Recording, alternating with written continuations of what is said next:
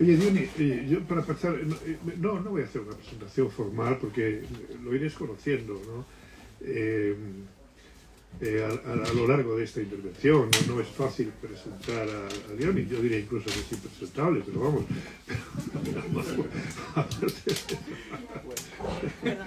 Pero yo conozco a Diony desde hace bastantes años y siempre me ha parecido una persona estupenda, una persona muy inteligente, una persona humilde, una persona discreta, no es de muchas palabras, es discreto y yo durante mucho tiempo no sabía que escribía, ¿no?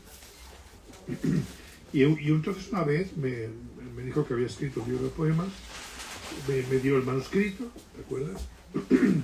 Que es Los nombres de la nieve, y recuerdo que empecé a leerlo y no pude parar hasta el final, ¿no? Pero lo leí sobrecogido. Es un libro que nace de una experiencia personal, vital, muy fuerte, ¿no? Terrible incluso. Y a partir de ahí crea un mundo. Javier Rodríguez Marcos dice por atrás que la nieve quema, y es verdad que es un libro que quema. Es un libro muy, muy inspirado. Y entonces yo la primera pregunta que te diría, Diony, bueno, yo te diría dos preguntas. Una, ¿cómo te presentarías tú si fueras yo? O sea, que haga tu trabajo. Eso es. Que hagas parte de mi trabajo, que lo hagas tú, que te presentes y tal.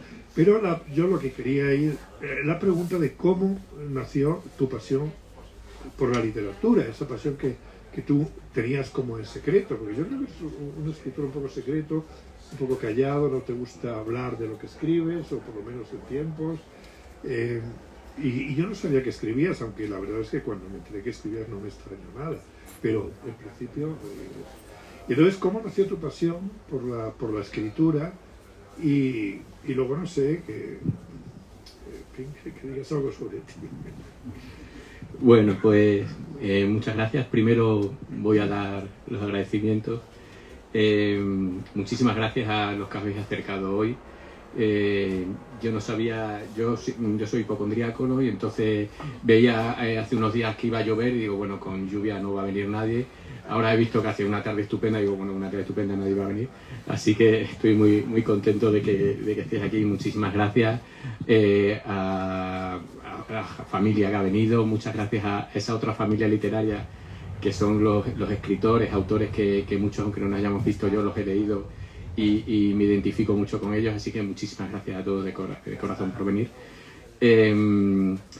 Muchas gracias a la librería Alberti, ¿no? A mí este sitio en el que he venido a alguna presentación y que parece como una especie de catacumba, ¿no? de lugar sagrado donde nos juntamos gente rara esta que lee, pues me parece que en realidad es una catedral laica de la cultura, que tan importante es en el mundo en que vivimos y en el que los que no creemos en otras cosas pues nos refugiamos para estar acompañados. Entonces, bueno, estoy muy feliz de estar en el Alberti, ¿no? Todos los que vivimos un poco en el mundo de la cultura sabemos lo que significa esta librería y para mí es un honor estar aquí. Y muchísimas gracias a los que la llevan, a Ana, Iñaki, a Lola, que no está. Muchas gracias de corazón. Y muchas gracias a Luis. Estoy fascinado. Hay uno de los relatos, un relato pequeñito que se llama El impostor, que habla de una persona que está convencida de que vive una vida que no es la suya, ¿no? De que va por el mundo y que él está viviendo una vida que no le pertenece. Y que eso está relacionado con que en el mundo hay otra persona que está viviendo su vida.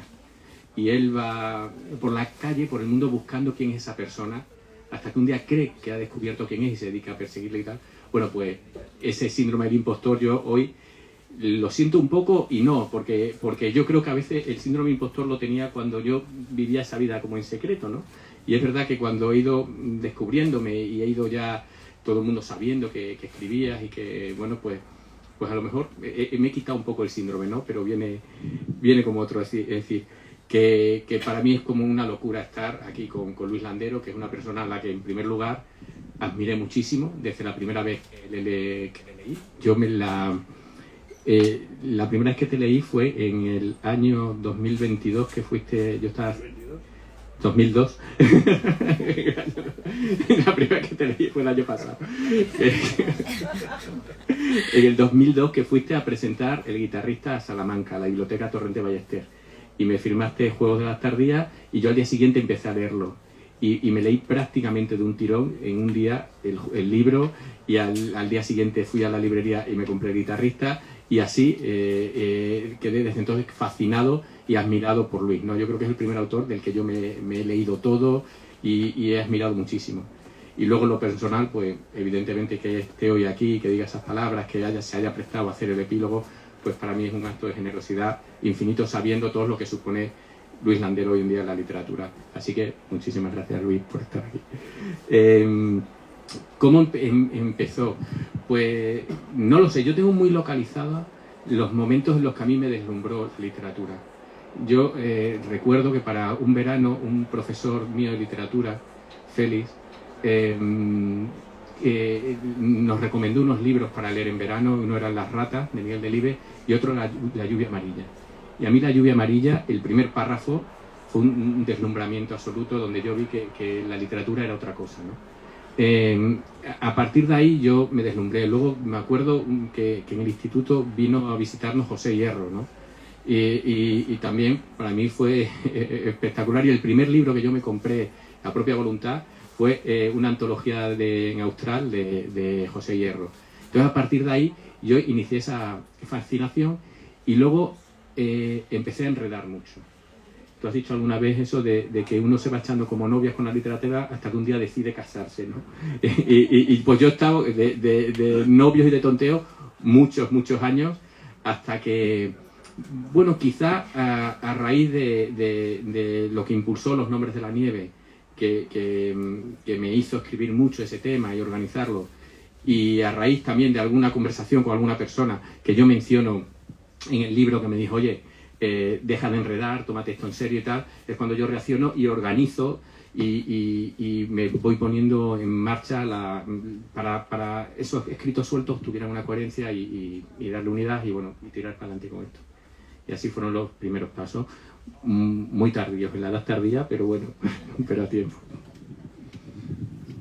Oye, fíjate que estos últimos días he releído Cuando vuelvan los elefantes para refrescar, ¿no?, los relatos, y me han gustado más que la primera vez que los leí, ¿no?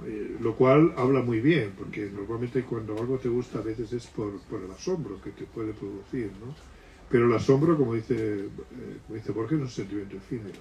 Algo te asombra, pero te asombra un momento. Tú lees una metáfora, lees un adjetivo bien puesto y te quedas deslumbrado, pero no va muy lejos ese asombro, ¿no? Hay un momento en que, bueno... Y entonces me ha gustado, y además me he reafirmado en algo que ya sospechaba yo, y que creo que no lo digo en el prólogo, no sé, que donde aparecen tipos raros, casi todos son tipos raros. Bueno, esto es algo que no hace falta ni escribirlo en el epílogo, porque es algo que enseguida se nota, ¿no?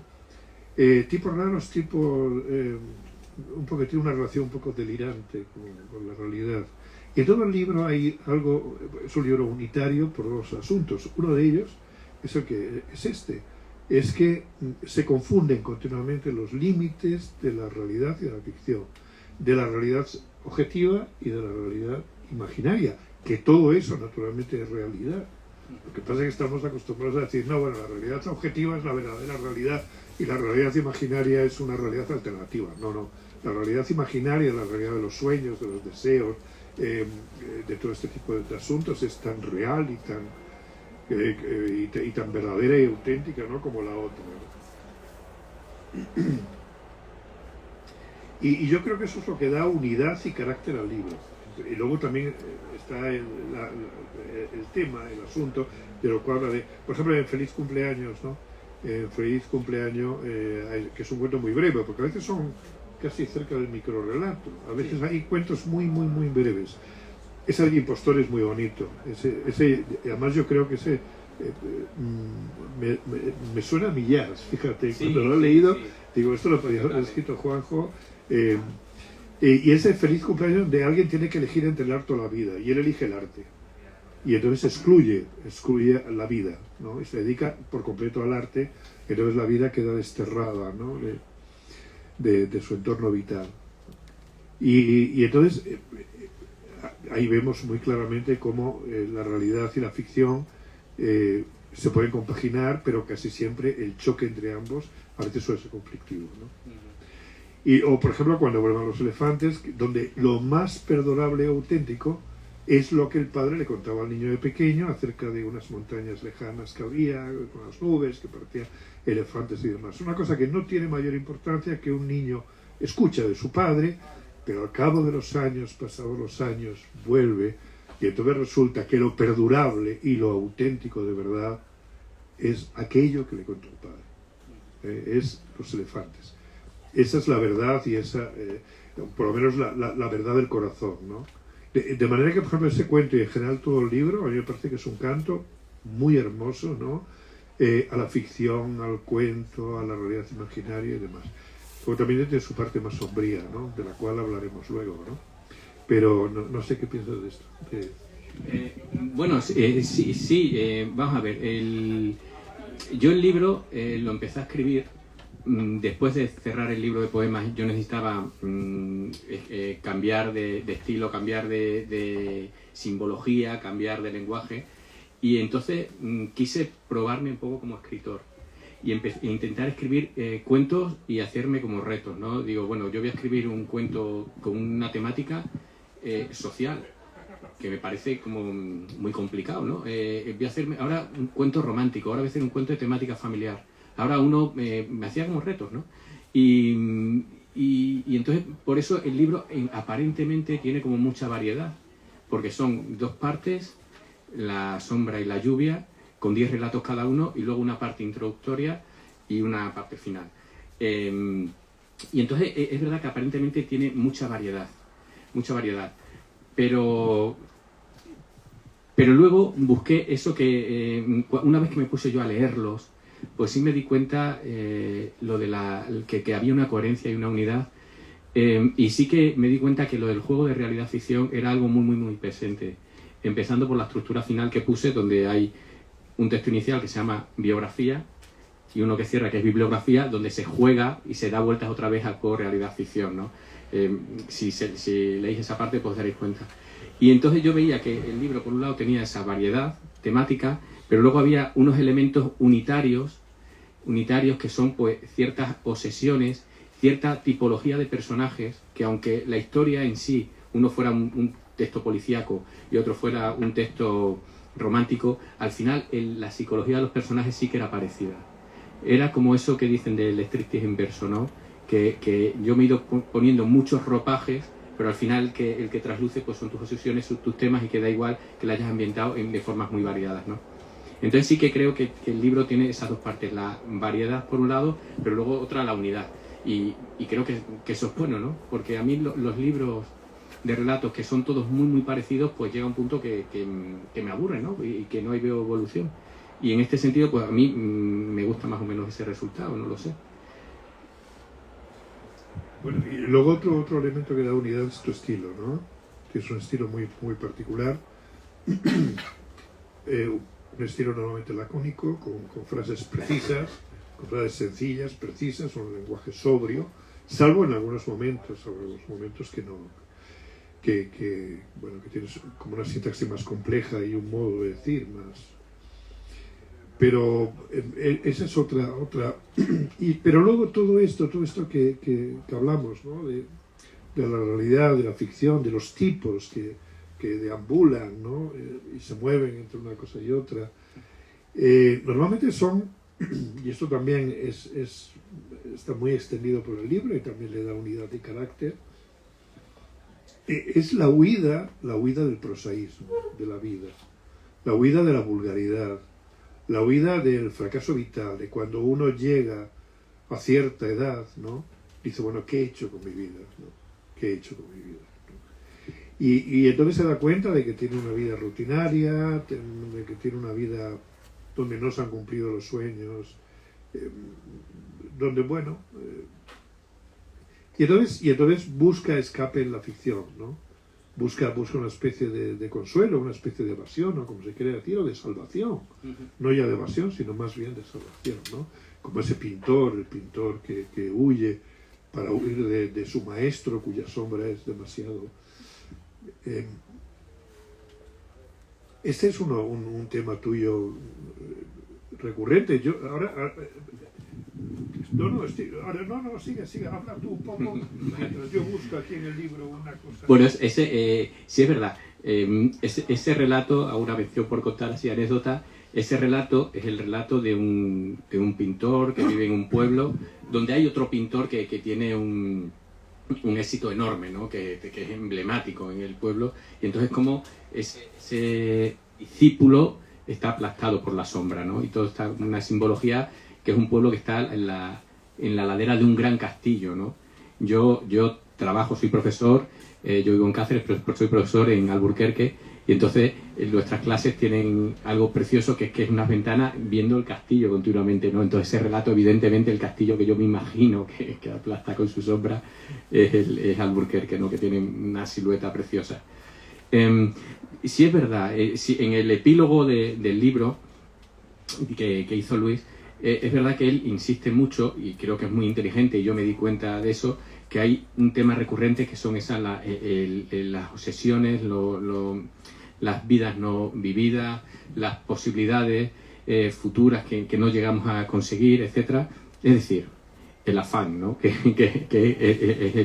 uno de los pilares de la obra de Luis. Entonces, creo que está muy bien visto y que es verdad, y creo que es uno de los temas fundamentales del libro, pero es verdad que también cada uno ve en la literatura un poco sus propias obsesiones, ¿no? Entonces entiendo que Luis se ha fijado mucho en ese tema, pero a mí me ha pasado algo curioso con el libro, y es que en otras presentaciones me he encontrado a gente, por ejemplo, una señora que luego me dijeron pues que vivía una pequeña depresión porque llevaba 2 años que había perdido al marido y no lo superaba y tal, y me dijo que había escrito un libro muy triste. Muy triste. Y luego, unos días después, presenté, y me presentó un chico muy simpático, muy alegre y tal, y me dijo que se había reído muchísimo con mi libro.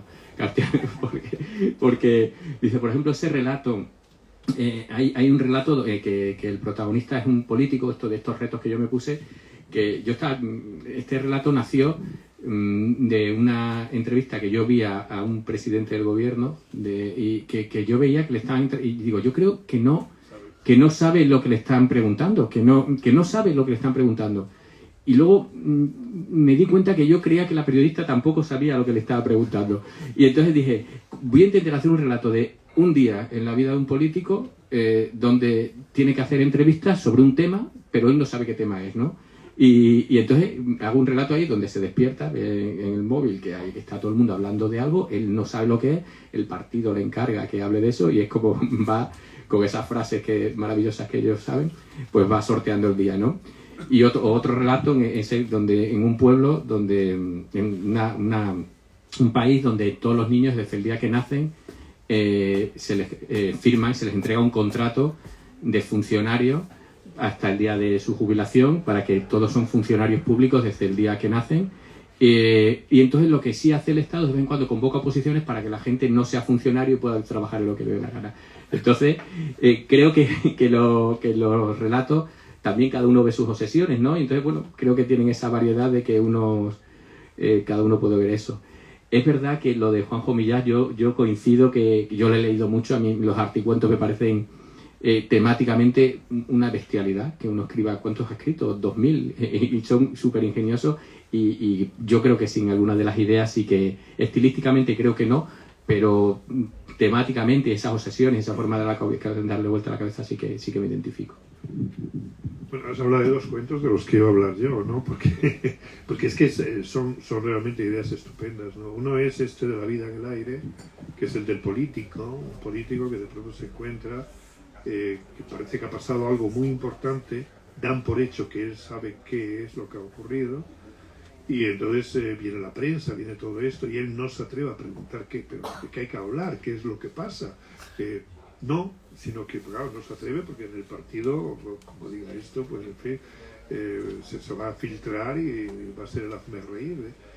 Y entonces, sencillamente, él se prepara sencillamente para soltar frases y entonces habla, no importa de qué, entonces no sabe de qué, pero queda muy bien todo, porque efectivamente estas frases tan redondas que utilizan los políticos, tan vagas, ¿no? Que valen para todo, para un roto y para un descosido, ¿no? Y que encajan en cualquier circunstancia. Y es realmente una crítica y es muy divertido, eso es realmente para reírse, porque además hasta he pensado que se podría hacer un pequeño cortometraje de esto, y la verdad sería muy divertido.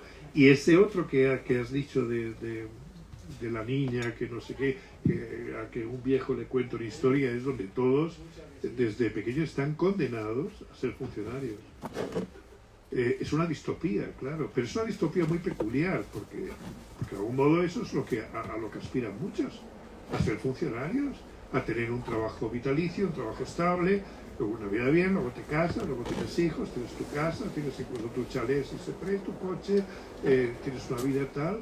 Esa es la felicidad, ¿no? Bueno, pues resulta que están condenados a ser felices, ¿no? Están condenados a ser felices, están condenados a ser funcionarios de por vida y a ser felices y demás. Y estos dos los quería decir porque es que son cuentos donde la inventiva es muy rica, ¿no? Ocurren cosas estupendas y muy, muy ricas, sí. Y luego el estilo, de esto que quería yo también hablar, que es no siempre, pero suele ser lacónico, suele ser, bueno, siempre es preciso, es un escritor maduro en el mejor sentido de la palabra, ¿eh? Y exige además una cosa que me ha gustado mucho, porque esto es de muy buen escritor, el no caer en lo obvio, porque la obviedad es enemiga de la literatura. Lo que es obvio no se debe decir. Y entonces hay cuentos que exigen atención por parte del lector, porque hay atajos, hay sugerencias, hay elipsis, ¿no?, que el lector debe captar al vuelo, ¿no? Y esto naturalmente es un signo, ¿no?, de maestría, de saber evitar lo obvio, de saber sugerirlo, porque, ¿no?, yo tenía una vez una norma para mí como escritor donde decía que hay que decir con sencillez lo que es sutil y con complejidad lo que es evidente, ¿no? Algo así, ¿no? Y entonces creo que esto es una marca, ¿no?, de tu estilo. Sí, a mí me gusta que eso sea así. Es verdad que hay lectores que te dicen, oye, me quedo sin que se sepan cosas. Y digo, yo creo que está todo claro, está sugerido. A mí me gustaría, creo que en París era una fiesta de Hemingway, cuenta, que parece que es ahí, la historia esa de que él, cuando escribe, lo que quiere es escribir ese relato de un hombre que se levanta una mañana, prepara sus cosas para ir a pescar, pasa el día pescando, regresa a su casa y se suicida. Pero dice, pero yo quito la parte de suicidarse, yo corto el cuento cuando el hombre está regresando a casa. Si yo he sabido transmitir la tensión, ya está todo contado, porque a mí lo que me interesa del cuento es la tragedia, que se vea que ese hombre vive un drama. El desenlace va a ser ese u otro, da igual, pero sabes que va a acabar en tragedia, ¿no? Pues ahí creo que hay muchos relatos que hay así, ¿no? Hay el de una mujer que está viviendo, huyendo de un pasado oscuro. ¿Qué más nos da cuál sea ese pasado? Yo intento dar unas notas, es verdad que es arriesgado, porque puede ser que quede muy en el aire y no se acierte, pero yo creo que es una forma de respeto al lector y sobre todo que el otro me resulta muy aburrido, ¿no? Yo tengo como una norma, ya que tú has hablado de tu norma, creo que muchas novelas y muchas películas habría que quitarle los 10 últimos 15 minutos, ¿no? Porque ya se sabe, muchas veces ya se sabe, ya está todo contado. Entonces ahí se corta, ¿no? Y sí, a mí me gusta escribir así. Creo que tiene algo que ver con mi otra vocación, que creo que es más fuerte, que es la poesía, ¿no? Creo que está relacionado con la poesía, que a mí me interesa mucho más el ritmo, la energía que se manda, la idea, que resolver la historia entera, ¿no? O sea, si yo al final del relato ese de La vida en el aire cuento cuál es el tema del día y del que el político no hablaba, creo que te cargas el cuento, es ridículo. Y creo que está bien que el lector, aunque luego digas, pues no me he enterado, pero creo que en el fondo eso es más interesante, ¿no? Entonces sí, no es algo premeditado, es algo que simplemente ha salido así y a mí me alegra que haya salido así. Hay otros dos cuentos que a mí me gustan mucho, ¿no? Bueno, me gustan todos, pero hay dos. Uno es el que va a la librería, una chica que va a la librería a comprar libros con historia. Libros con historia. Ahora si quieres nos lo cuentas tú un poquito, ¿no? Y luego hay otro que se me dio santo al cielo, y lo iba a decir, pero bueno, es igual. Ese es un relato realmente muy bonito, ¿no? Bueno, lo cuento yo mismo a mí. Bueno, no, alguien va a una librería y le dice al librero, que es un joven tímido y todo esto, y en fin, unas gafas, que entonces quiere comprar libros con historia, y entonces dice, bueno, libros con historia, y inmediatamente piensa, bueno, Mesopotamia, todo esto, y esto, dice, no. Entonces, ¿qué es lo que realmente busca esa chica? Bueno, pues busca libros que tengan historia en sí. Yo pensé mucho, escribiendo este relato, pensé mucho en Jesús Marchamano, que le gustan todos los enredos estos y tal. Y él leyó el libro y este relato le llamó la atención. Entonces, gustan libros con dedicatorias, libros que dentro tengan un billete, una entrada de teatro y que reconstruya, ¿no?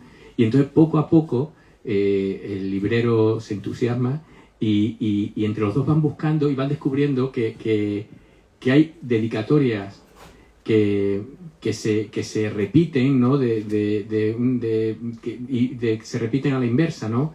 Tal se dedica a tal y ese tal a otro lado. Entonces van descubriendo que ahí hay una biblioteca que ha pertenecido a alguien y que se ha dispersado, y entonces intentan unificarla y ahí se van formando.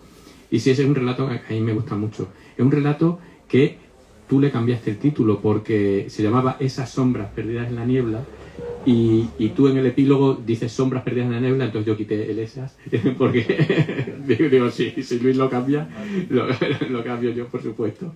Y entonces sí, y también juega mucho de la realidad ficción todo el rato, y del amor a la cultura, y de cómo se agarran esas dos personas que al final vas viendo que están muy solas, intenta reconstruir algo, no lo sé, algo así, ¿no? Se enfocan en la realidad.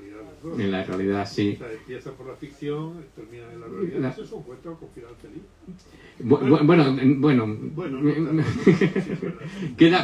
es una historia bonita. Ahí me sorprende que en el libro hay 3 o 4 cuentos como muy amorosos, y fíjate que en principio las historias amorosas pues como que no me atraen mucho, y sin embargo veo que hay varios relatos así. Me ha sorprendido. Quiero antes de que sea, hablar un momentín de la dedicatoria, antes de que avancemos más, y luego te... 95. Quiero... y luego si queréis hablamos también de la cubierta, que María le había llamado la atención. Bueno, el libro, a mí toda la simbología del libro para mí es muy importante, ¿no? Yo cuando... me obsesiona mucho que la cubierta tenga relación con el interior del libro, que hasta el colofón tenga relación, que los agradecimientos, todo, ¿no? Juega con la simbología. Entonces, en el propio dedicatoria del libro se sigue jugando con la simbología de los elefantes, que es una gran metáfora que mueven todo el relato. Bueno, la dedicatoria, que me apetece leerla, está dedicada a mis abuelos, ¿no? Que para mí también, igual que para Luis, su abuela fue muy importante, la literatura oral y tal, pues mis abuelos también me contaban muchas historias, y mis dos abuelos paternos tuvieron mucha relación conmigo. Para mí fueron personas muy, muy especiales, que los recuerdo mucho, y también entre ellos tenían muy buena relación, tenían una amistad muy bonita. Y entonces hice esta dedicatoria y la explico un poco. Dice: para mis abuelos Dionisio y Raimundo, los viejos compinches que me enseñaron a buscar huellas de elefante. Y me gusta mucho esa palabra, compinches, porque está basada en una anécdota que estando yo en Mérida, en la casa de mi abuelo Raimundo, estábamos viendo una película de vaqueros, siendo yo pequeño, y entonces entró un vaquero en el bar, en un salón, y miró a otro y se hicieron una señal así. Y entonces mi abuelo me explicó, dice: están compinchados. Y entonces esa inocencia tan grande de mi abuelo, que es una inocencia que se tiene de niño y yo creo que se recupera en la vejez, ¿no? Pues a mí me parece que tiene que ver mucho con la mirada del escritor y del lector. Es decir, uno no se puede meter en el arte, uno no se puede apasionar si no tiene un poco de inocencia y no ve el mundo con inocencia y no quiere jugar un poco. Entonces, bueno, por eso sobre todo por el cariño a mis abuelos y también por la anécdota, me gustaba incluirlo. Sí, sí. Oye, hablando de esto, se me había olvidado decirlo antes, pero hay, por ejemplo, dos cuentos que son de estos cuentos elípticos, ¿no? Donde uno es de Salinger, de Buen día para no sé qué del pez plátano, ¿os acordáis de este cuento? Donde, bueno, resulta que es alguien que va a la playa, que su mujer habla con su madre por teléfono, una conversación banal que ocupa varias páginas, que es una preciosidad de conversación, y él va y con una niña se baña, no sé qué, juegan y no sé qué, y entonces luego vuelve, se montan en el ascensor. Hay una escena muy graciosa donde hay una señora que suben al ascensor juntos, él va con chanclas y sube. Y entonces le dice él a la señora, ya veo que está usted, porque ya sabes, los ascensores suelen mirar para abajo, ¿no? Para evitarla, ya ve usted que se interesa mucho por mis pies y no deja de mirar mis pies, ¿no? La señora escandalizada, ¿no? Y luego nada, llega arriba, donde está su mujer esperando, que está hablando con la madre. Todo es muy, no pasa nada, no hay algo amenazante en el cuento. Hay algo, sabes, que detrás de toda esa banalidad, de toda esa palabrería, de todo ese juego, hay algo terrible. Él ha estado en la guerra, es el único dato que nos dan. Ha estado en la guerra, viene de la guerra y todo esto, y al final, bueno, se da un tiro y acaba con su vida, ¿no? Pero no explicar por qué ni nada. Pero lo entendemos muy bien. Esa es una elipsis maravillosa. Y el otro es un cuento de Hemingway, que hicieron una película, Los asesinos se llama, o no sé qué historia, de dos mafiosos que llegan a un pueblo preguntando por el sueco, me parece que es, ¿no? Es un cuento muy breve, es una página o dos, o algo de esto, y donde no dice nada, y entonces luego vemos al sueco que está en una pensión o en un hotel o algo con alguien, y entonces que no puede huir porque han venido estos y es inútil, es imposible huir. Es sencillamente con esos dos mafiosos que han venido, que se toman un café, que no sé qué, con esos ha llegado, ¿no? El destino, ha llegado la fatalidad. Y también por eso la elipsis a mí me parece que es una prueba, ¿no? De maestría. Pero yo quería hablar de tu libro de poemas también, que a mí me impresionó muchísimo, me dejó realmente sobrecogido, y creo que ha recibido muy buenas críticas. Y yo creo que es un libro que vamos, no me cabe duda que va a quedar. O sea, no es un libro volandero, no. Es un libro que va a quedar, es un libro que realmente uno lo lee con el corazón encogido, y como decía Javier Rodríguez Marcos, La nieve quema, es un libro que quema. Tiene un tema, que no voy a decir cuál es, que unifica todo el relato. No, yo no quería hablar de poesía ahora, aunque yo sé que para ti la poesía es... no sé si... Pero cuando tú escribes, se nota que hay un poeta, ¿no? Pero yo creo que cuando alguien escribe, yo creo que se nota el novelista que ha leído poesía y el que no. Yo creo que cuando uno lee, se ve, este novelista ha leído poesía. Bueno, no, lo dice alguien, ¿no? Quizá es un poco exagerado, pero no va descaminado. Y cuando tú escribes, el narrador, el poeta, ¿hacen rancho aparte o cómo se relacionan entre ellos? Bueno, tú dices eso de que tú eres escritor, profesor y lector, ¿no? Pues yo, encima, narrador y poeta, 4. No, yo siempre he leído muchísima más poesía y he escrito como más poesía, he pensado más, me he tomado más en serio la poesía y creo que ese lenguaje lo tengo más incorporado. Y de hecho a mí, ya he hablado de La lluvia amarilla de Julio de Mazares, que a mí me deslumbró ese libro. Es profundamente lírico, ¿no? Entonces a mí yo aspiraría a escribir como escribe, como esas primeras novelas de Julio de Mazares, y que para mí está como bastante claro de qué quiero hablar en la poesía y de qué quiero hablar en la narrativa. Creo que en la poesía uno escribe más desnudo, aunque haya tantas metáforas y tanta simbología que oculta, y en la narrativa uno escribe como más escondido, pero al final los temas son prácticamente los mismos. No lo sé. Yo me gustaría escribir como eso. Yo creo que, por ejemplo, tú también tienes algunos libros que son como más líricos que otros. El balcón en invierno es mucho más lírico. Claro. Yo empecé siendo poeta y eso pero El balcón en invierno es un libro muy lírico. mucho más lírico, me parece a mí, que otros, ¿no? Entonces, no lo sé.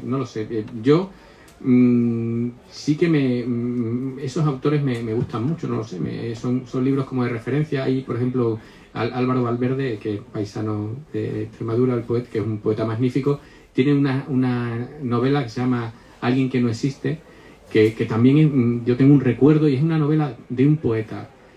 ¿Por qué? No lo sé, pero hay ahí una mirada, un ritmo, es curioso, no lo sé, es extraño. Luego también con el tiempo te das cuenta que muchos novelistas que hemos leído luego sacan un montón de poemas. Fernando Aramburu ha sacado ahora una poesía, un libro grande de poesía. Y digo, yo qué sé, ¿no? Cualquiera, ¿no? Francisco Umbral, poeta, José Saramago. Y digo, es curioso, ¿no? Que hay muchos narradores que luego sale el libro de poemas. Al revés, creo que menos, ¿no? Menos poetas que luego se descubre que hacen una novela, no lo sé. Pero para mí los temas están muy claros, de qué quiero hablar de una cosa y de otra. La narrativa empieza siendo como un juego mayor, empezar a escribir, pero luego me lo tomo más en serio, no sé. De todas formas, los cuentos, el género de los cuentos, yo no tengo muy claro que sea narrativa. Creo que es una cosa que no es lírica, pero tampoco es narrativa. Creo que es un género extraño distinto. Yo no tengo clarísimo que responda al planteamiento nudo-desenlace, ¿qué tal? Creo que hay algo distinto ahí. No sabría decir, pero creo que es algo así, no sé. Bueno, las novelas de Virginia Woolf tampoco son... o sea, es lo mismo. Sí. Es lo mismo. No, pero bueno, eso es así, ¿no? Y lo que pasa es que hay una visión a veces tópica o distraída, ¿no? Acerca de lo que es la intervención del poeta, ¿no? en la narración. Los que leemos poesías, incluso los que hemos escrito poesía, yo escribí muchísimas poesías en mi adolescencia y juventud, luego lo dejé. No, lo destruí completamente y solamente han quedado unos versos en mi cabeza, ¿no? Mi casa es la última de todas en el pueblo, su puerta está abierta, siempre abierta a la mañana. Eso es todo.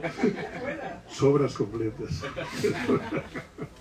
No, pero ¿qué iba a decir? Iba a decir algo. ¿Qué estaba yo diciendo? No sé, tenía página 95. Sí, página 95, sí. No, sí, sobre esto que hay sobre el lirismo. El lirismo no es el arsenal retórico lírico. O sea, no quiere decir que escribas frases bonitas, líricas, que pueden pasar por poesía. No, es la visión. Es a veces la visión, y a veces no tanto la visión general de un cuento, de una novela, como la resolución de una escena, en un momento dado, entonces donde hay muchas maneras de expresar la poesía. El Gran Gatsby está lleno de poesía, ¿no?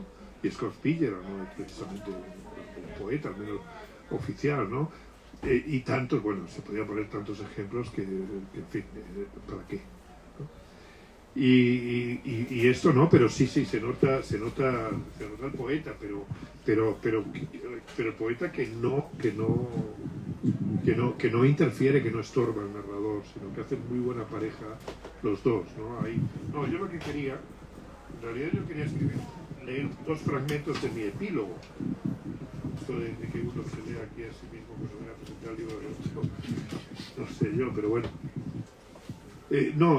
Este libro de relatos, esto ya lo hemos hablado, pero bueno, para remacharlo, está secretamente cohesionado por unos pocos temas que se suceden y combinan, como los ritornelos en la música. Unos pocos temas, o acaso un único tema, la búsqueda desesperada y obsesiva de una vida plena y auténtica, los anhelos incumplidos, la promesa siempre pospuesta del amor, a pesar de que tú dices que el amor interviene poco, sí interviene, sí. Las vidas malogradas, la melancolía de lo soñado pero no vivido, la soledad, el bruto prosaísmo de un mundo donde los nobles ideales no tienen cabida. Bueno, y luego el final, no solamente las líneas finales. Dionisio López ha escrito un puñado de cuentos sorprendentes, llenos de vida, y escritos con una sabiduría, una sencillez, una sutilidad y una hondura que uno cierra al final el libro con la misma nostalgia de aquellos amantes que vivieron un idilio intenso y fugaz y alcanzaron a acariciar el sueño antes de regresar al mundo de la prosaica realidad. No sé, oye, una cosa, nos hemos puesto un poco así con esto. ¿Cuáles son tus maestros tanto en poesía y sobre todo en relatos? ¿Me estás preguntando que hable de ti? Bueno, es muy difícil. Yo trato de leer de todo. Trato de combinar literatura actual, contemporánea, tanto española como extranjera, como con que no se me olviden los autores antiguos, ¿no? Sobre todo en poesía creo que eso es muy importante porque la poesía actual lleva un camino muy raro y entonces uno no puede olvidarse de los clásicos y de los últimos clásicos que ha habido, ¿no? Y entonces yo trato de estar al tanto de lo que se publica hoy en día, pero no olvidarme de dónde está el nivel al que uno intenta aspirar, ¿no?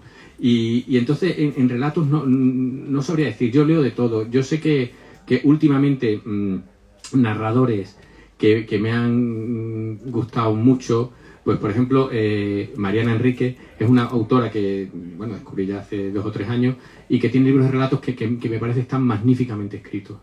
Es de los últimos autores así en narración que creo que tanto estilo como la tensión que tiene dentro pues son magníficos. Pero luego de autores clásicos, pues yo qué sé, yo intento leer absolutamente de todo. Por ejemplo, americanos ahora mismo, Richard Ford me gusta mucho, es un autor que me gusta muchísimo, ¿no? Creo que es como de su generación, no sé si es de los que más conocidos, pero sí que me gusta mucho. Y luego yo tuve también mi etapa, has hablado de Salinger, pues yo tuve mi etapa de esos autores un poco malditos, de John Fante, de Carver, de Bukowski, sí, John Fante es el Raymond Carver, ¿no? Entonces, bueno, esos autores yo he tenido toda esa etapa, pero yo intento leer absolutamente todo. Yo que sé, intento, por ejemplo, a mí me influyó muchísimo, yo que sé, Azorín. Azorín me parece que es un autor que estilísticamente ahí me deslumbró mucho y yo como que me acuerdo mucho, ¿no? Entonces, bueno, yo intento leer todo e intento aspirar a leer como los grandes autores y también estar al tanto de lo que se publica hoy en día. Es difícil, pero creo, por ejemplo, en narrativa, en relato, cada vez se está publicando más en España, ¿no? Los autores del boom, pues también los he leído muchísimo y me gustan una barbaridad y los tengo muy presentes. No sé, un poco de todo de narrativa. Y poesía igual, pues poesía... me gusta no perderme por ejemplo, los últimos maestros. Ayer hizo 100 años Ida Vitale, pues Ida Vitale me parece que de los autores vivos es una maestra absoluta, ¿no? Pues bueno, pues creo que hay que tenerla muy presente y cada vez que uno lee la poesía que se hace actualmente, pues uno no puede perder el norte porque, jolín, cada vez veo que se están premiando más libros que yo no me identifico nada. No lo identifico ni con que sea poesía. Por eso de vez en cuando hay algún buen libro actual que tiene éxito y que se le premia, como el de Jordi XII último, y me alegro mucho porque, jolín, esto yo lo entiendo como poesía, lo identifico con mi mundo, ¿no? Y bueno, entonces, para mí es fundamental estar al tanto de lo que se publica, pero tener siempre cuáles son los referentes. Ayer le dimos el premio de las letras, digo le dimos porque yo estuve en el jurado, y a Cristina Fernández Cubas, Sí. y con ella también se lo dimos al cuento. Se lo dimos al cuento, que es un género que en otros países funciona muy bien, en Estados Unidos, en fin, son muy lectores de cuentos, pero aquí en España nunca ha funcionado el cuento. Y las editoriales son reacias, ¿no?, a publicar libros de relatos cortos. No sé, somos muy perezosos para esto, tengo la sensación. Y entonces tenemos, no sé, cuentistas estupendos, magníficos, pero que pasan como un poco desapercibidos, ¿no? Sí, venga, aquí estabas. No, es que es verdad, porque yo, por ejemplo, cuando yo mandé el manuscrito a la editorial en la que me había publicado el libro de poemas, que el libro de poemas funcionó bastante bien, se vendió para ser un libro de poemas bien, entonces la editorial estaba contenta. La editorial es una editorial chilena, catalana, que se llama Ril Editores, que está así creciendo bastante, y el libro de relatos le gustó muchísimo, pero me dijo, es que no se venden relatos, es que no se venden relatos. Y bueno, entonces lo publicó, que yo estoy encantado, la editorial regional de Extremadura, es una editorial pública que hace un trabajo maravilloso, muy bonito, si queréis hablo de la cubierta esta. Y lo que pasa que es una editorial que luego, con el ser pública, es muy difícil las reediciones. Y ahora que el libro hay que reeditarlo y tal, pues la editorial del libro de poemas me ha dicho que sí, que lo saca porque ve que se está vendiendo, ¿no? Pero si no, no se arriesgan. Entonces es curioso que se vende poco. muy pocos libros de relatos, no lo sé. Y parece que el signo de los tiempos que se vendan relatos, ¿no? Porque como cada vez no buscamos cosas más breves, pero es verdad. Por eso sí hay editoriales que sí están haciendo una labor enorme, ¿no? Bueno. Hablamos de la cubierta. Vale. Bueno, pues la cubierta es que ahí me gustó mucho y tiene una historia, ¿no? Porque la misma persona esa que yo os comenté que me animó y me dijo, oye, tómate esto en serio, si te gusta y tal, pues me regaló esta foto. Y la foto, él es una persona que viaja mucho, cuando viaja por el mundo, y lo que va es por librerías y por anticuarios y tal, recogiendo fotografías antiguas, de estas de que la gente se muere un familiar y las vende o tal, y entonces va recopilando, y entonces me enseñó algunas y me quiso regalar esta, que me regaló una copia, no me regaló la original, que es una fotografía de 1929 y dijo que la compró en Lisboa, o sea, no sé si está mirando el Tajo, no se está mirando, y sí, parece muy bonita. Y entonces me decía el editor del libro, Luis Sáez, que es un escritor, me dijo, dice, es una fotografía indefinida, una fotografía que no se ve bien, y dice, y es una, dice, porque al final el libro tiene esa ambigüedad, esas sombras que no se terminan de adivinar. El libro tiene dos partes, la sombra y la lluvia, y dice, la sombra y la lluvia son dos formas, me dijo él, de invisibilizar la realidad. Que me pareció una imagen muy bonita, muy poética, y la cubierta también hace ese juego. Así que bueno, pues sí, me gustó mucho la idea, y yo quería que estuviera la cubierta en el libro. Bueno, yo creo que ya va siendo hora, ¿no?, de acabar, ¿no? Ana, Iñaki. No, yo felicitar de verdad a Diony por ese libro de poemas maravilloso que escribió y por estos relatos magníficos. Que verdad que os aconsejo que los leáis y que sigáis la trayectoria de Diony, su trayectoria sigilosa y discreta, porque, en fin, nos esperan grandes acontecimientos. Quiero acabar con una cosita. Quiero decir algo de los agradecimientos del libro. Bueno, el libro agradezco a varias personas, amigos, escritores que revisaron el libro. Pero quiero explicar el agradecimiento que hago a Luis Landero para que se entienda un poco, porque si no, no se va a entender. Explico la anécdota y luego leo el agradecimiento.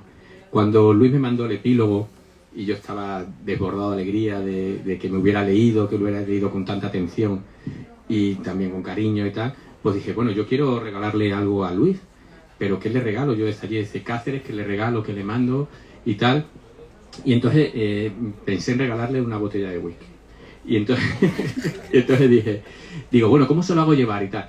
Y entonces, bueno, primero llamé a un amigo mío que digo, oye, Carlos, que dime un whisky, que una marca así buena, que para un regalo y tal. Y dice, Macallan. Macallan, y dice, tal. Digo, bueno, tal. Entonces ya caí en la cuenta de que yo, en el Corte Inglés, yo les lo pagaba desde Cáceres y se lo llevan a su casa en 1 hora. Digo, bueno, pues estupendo. Total. Me meto en la página web del Corte Inglés y pone Macallan, el primero en existencias en el Corte Inglés de la Castellana, 6.500 euros. Y digo, siguiente, 4.800. Y digo, joder, y digo, voy a ir bajando a uno de sueldo de profesor, ¿sabes? Y ya cuando encontré uno, pues ya cogí y se lo mandé. Y entonces al rato y tal, pues me escribió Luis y muchas gracias y tal, pero yo noté cierta frialdad, ¿no? Para lo amable y cariñoso es Luis.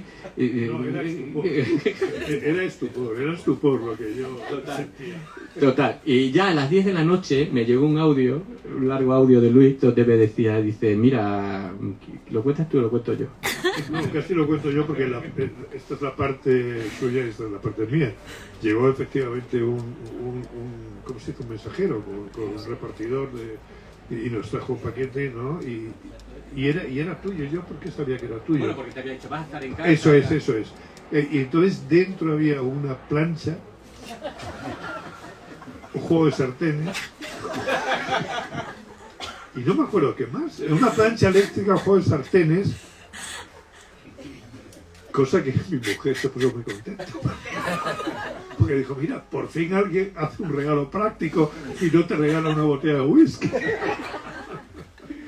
Y entonces, bueno, tan contentos estábamos con estos que quitamos las sartenes viejas, pusimos las 9 y las usamos incluso para freír un huevo, no sé qué historias, ¿no? Y luego vino el repartidor otra vez diciendo que había habido una confusión y que en realidad lo que me había mandado a mí era para un vecino que estaba por allí y tal, y que lo mío era una botella de whisky. Con lo cual, bueno, pues, con lo cual fuisteis a comprar unos juegos sartenes a los 2 o 3 días. Claro. No, pero ya nos habíamos hecho la idea, estamos ilusionados con el juego de sartenes. Y no sé si había algo más de homenaje. Homenaje del hogar. Entonces digo, y gracias a Luis Landero por su amistad, por su generosidad y por su maestría, que valen más que una plancha y 3 sartenes, porque todavía es tiempo de viajar a la costa. Así que, pues nada, muchísimas gracias, ha sido un placer.